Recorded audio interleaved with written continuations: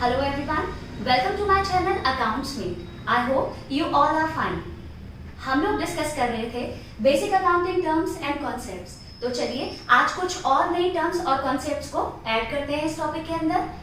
ये सारे टर्म्स और कॉन्सेप्ट आपके लिए बहुत इंपॉर्टेंट है क्योंकि जब भी हम नए चैप्टर स्टार्ट करेंगे इसके आगे आने वाले दैट इज अकाउंटिंग इक्वेशन और जर्नल, उन सब में ये नई टर्म्स और इन कॉन्सेप्ट्स का यूज है। तो बहुत ध्यान से इस वीडियो को देखिए और जो मेरी प्रीवियस वीडियोस हैं उनको भी गो थ्रू कीजिए ताकि आपके ये बेसिक कॉन्सेप्ट्स और टर्म्स बहुत अच्छे से क्लियर हो जाएं।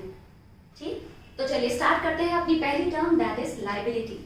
तो लायबिलिटी क्या होती है? लायबिलिटी का मतलब होता है all the debts and obligations of the organisation. Means अगर बिजनेस ने कोई भी उधार लिया हुआ है तो वो सारी चीज को अकाउंटिंग टर्म में लायबिलिटीज बोला जाता है। जैसे अगर बिजनेस ने लोन लिया है फ्रॉम द बैंक और फाइनेंशियल इंस्टीट्यूशंस, तो इस चीज को क्या बोला जाएगा? लायबिलिटी। उस बैंक लोन को आप लायबिलिटी बोलोगे। अगर बिजनेस ने कोई भी ओवरड्राफ्ट फैसिलिटी ली है like bank OD. Bank OD क्या होता है? आपका बैंक बैलेंस है 50,000 लेकिन आपने विड्रॉ कर लिए 60,000। हम लोगों को ये फैसिलिटी नहीं मिली होती, ये नॉर्मली बिजनेसमैन को ये फैसिलिटी होती है। तो ये बैंक ओडी ओवरड्राफ्ट, जो बैंक ओवरड्राफ्ट हुआ है, ये बैंक ओवरड्राफ्ट भी एक तरीके से आपकी लायबिलिटी है। करेक्ट?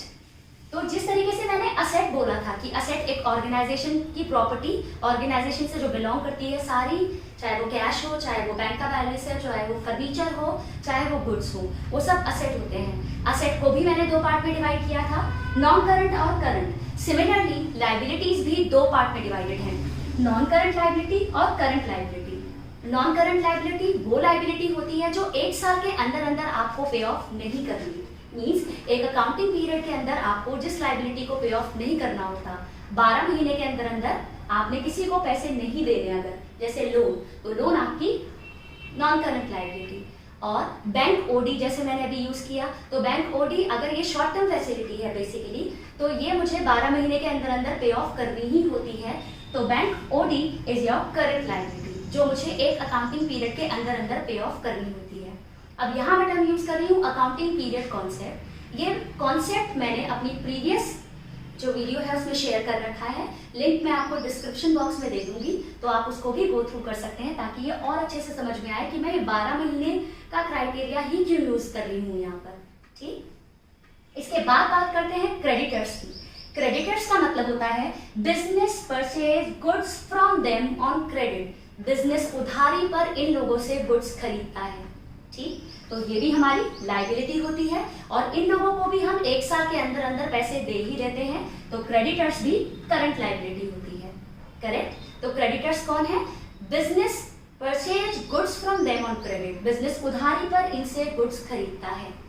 ठीक, अगर क्रेडिटर्स को बिजनेस रिटर्न प्रॉमिस दे दे या उन लोगों ने कोई प्रॉमिस लिखाया और उस पर वो एक्सेप्टेड लिख दे, ठीक, तो उस चीज को फिर क्रेडिटर्स ना बोलकर बिल्स पेएबल बोला जाएगा।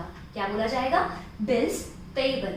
ठीक, मैंने डेटर्स और बीआर भी ऐसे ही यूज किया, मैंने इससे पहले आपके साथ डिस्कस किया है, जिसमें मैंने आपको बताया था डेटर्स वो पर्सन होता है जिससे बिजनेस गुड्स सोल्ड करता है ऑन क्रेडिट और वो बिजनेस के असेट होते हैं। और बीआर अगर उनको रिटर्न प्रॉमिस दे दे कि रिटर्न प्रॉमिस बिजनेस को रिसीव हो जाए और डेटर्स उनको प्रॉमिस दे दे, तो ये चीज उनके लिए, बिजनेस के लिए बीआर हो जाती है। सिमिलरली अगर बिजनेस किसी से गुड्स खरीदता है उधारी पर, तो ये बिजनेस की लायबिलिटी क्रेडिटर्स, और अगर बिजनेस ने उन्हें रिटर्न प्रॉमिस दे दिया कि मैं आपका से इस पर्टिकुलर टाइम पीरियड में पेमेंट कर दूंगा, तो फिर वो क्रेडिटर्स बन जाते हैं आपके बीपी, बिल्स पेएबल। ठीक, अब बात करते हैं गुड्स की। गुड्स का मतलब होता है वो चीज जो ऑर्गेनाइजेशन में लाई गई, जिसे आप रीसेल करने के इंटेंशन से लेकर आए हैं और जिससे आप प्रॉफिट अर्न करेंगे। जैसे मैंने अपना प्रीवियस एग्जांपल भी दिया था कि अगर आपका गारमेंट्स का बिजनेस है और आप शर्ट लेकर आए तो that is your goods, but वहीं आपने अगर फर्नीचर खरीदा है तो वो असेट है, उसे गुड्स नहीं बोलेंगे। क्यों? क्योंकि शर्ट को आप हायर प्राइस पर सेल करके प्रॉफिट अर्न करेंगे, बट फर्नीचर इज फॉर, आपने ऑफिस मेंटेन कर रखा है, simply it is for that use only. Correct? अगर मेरा स्टेशनरी का बिजनेस है और मैं पेन, पेंसिल एंड ऑल ये सब चीजें लेकर आती हूँ तो दैट इज कॉल्ड गुड्स। लेकिन स्टेशनरी के बिजनेस में अगर मैंने बिल्डिंग खरीदी है तो that is not my goods. Correct? तो गुड्स होपफुली आपको समझ में आया हुआ है। अब गुड्स रिलेटेड कई सारी टर्म्स हैं जो हमें डिस्कस कर लेनी चाहिए। That is first term is purchase. Purchase मतलब अगर मैं गुड्स को खरीदती हूँ तो मैं बोलूंगी मैंने परचेज किया है। ठीक, अगर स्टेशनरी के बिजनेस में मैंने पेंसिल खरीदे तो मैं बोलूंगी परचेज किया, बट यही मैंने अगर एक फर्नीचर खरीदा तो मैं बोलूंगी फर्नीचर आया है। ठीक है, तो कौन कौन से अकाउंट अफेक्ट होते हैं? अगर मैंने स्टेशनरी के बिजनेस में स्टेशनरी खरीदी तो परचेज अकाउंट, करेक्ट। और अगर मैंने यहाँ पर फर्नीचर खरीदा तो मैं फर्नीचर अकाउंट लिखूंगी, मैं परचेज अकाउंट नहीं लिखूंगी। ठीक, तो गुड्स को खरीदना परचेज, गुड्स को बेचना सेल्स। अगर मैंने गुड्स जो खरीदे थे उन्हें वापस कर दिया है क्योंकि वो मेरी स्पेसिफिकेशन के हिसाब से नहीं थे या मुझे वो नहीं चाहिए था, हायर प्राइस पर दे दिए, मे बी कोई भी रीजन हो, तो वो परचेज रिटर्न। अगर मैंने खरीदी हुई चीजों को वापस कर दिया, दैट इज परचेज रिटर्न। अगर मैंने अपने गुड्स सेल किए थे और वो वापस आ गए मेरे पास, मतलब अगर वो कस्टमर्स को पसंद नहीं आया, उन लोगों ने रिटर्न कर दिए, तो उन्हें बोलेंगे सेल्स रिटर्न। ठीक, अगर आपके गुड्स पिछले साल के गुड्स आपके पास बचे हुए हैं इस साल, तो बिगिनिंग में उन्हें बोला जाएगा ओपनिंग स्टॉक। और अगर गुड्स आज भी प्रोडक्शन में, साल के एंड तक आते आते प्रोडक्शन करते हुए कुछ गुड्स बच गए हैं जो ना तो आपने सेल नहीं किया, अभी जो अभी सेल नहीं हुए बचे रह गए हैं, उनको आप क्लोजिंग स्टॉक बोलते हैं। करेक्ट। अब बात करते हैं आज के कॉन्सेप्ट्स की। तो कॉन्सेप्ट्स में जो कॉन्सेप्ट हम आज डिस्कस करने वाले हैं that is cost concept. Cost concept का दूसरा नाम हिस्टोरिकल कॉस्ट कॉन्सेप्ट भी होता है। हिस्टोरिकल कॉस्ट कॉन्सेप्ट क्या कहता है?